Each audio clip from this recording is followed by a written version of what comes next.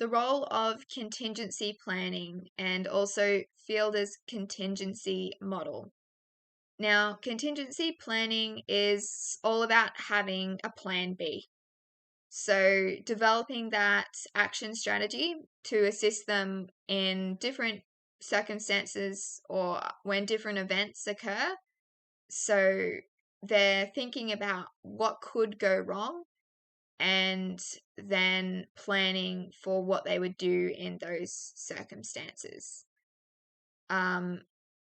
It's a risk management tactic. So when you've got those risks of what could happen, you're managing them by thinking ahead and trying to implement different plans of action for what you would do.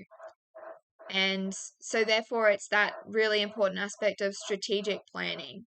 You're looking ahead rather than just focusing on the present. So a model that we can use in contingency planning is prevention, preparedness, response, and recovery.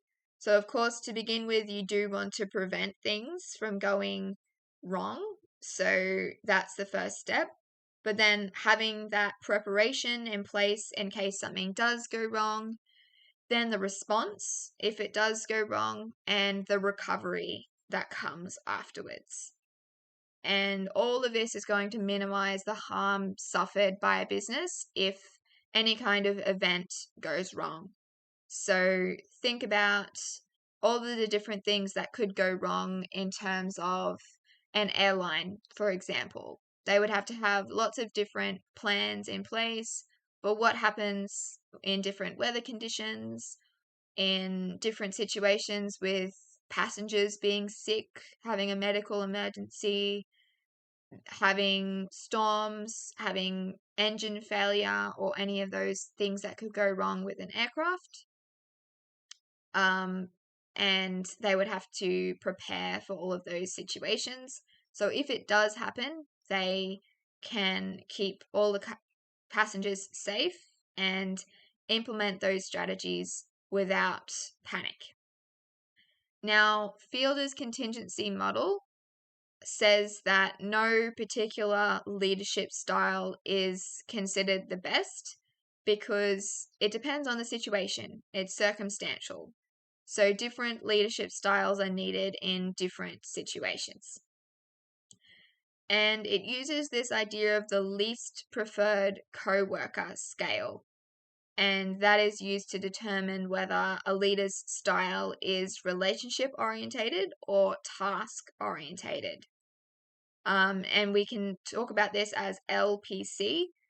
This LPC scale involves leaders rating the co-worker they enjoy working with the least from 1 to 8 using a series of criteria.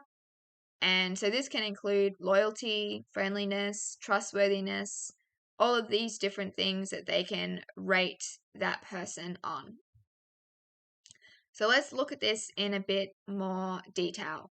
So you can see how we've got this idea of the scale.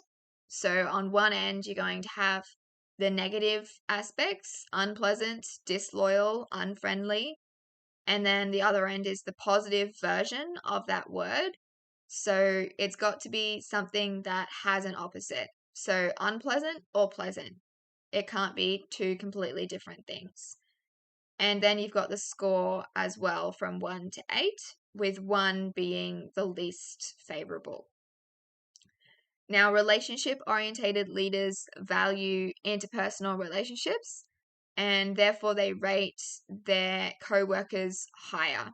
So they're rating their least preferred co-worker, so the co-worker they don't enjoy working with, but they want to maintain relationships because that's their value, and so they're more likely to rate that co-worker higher.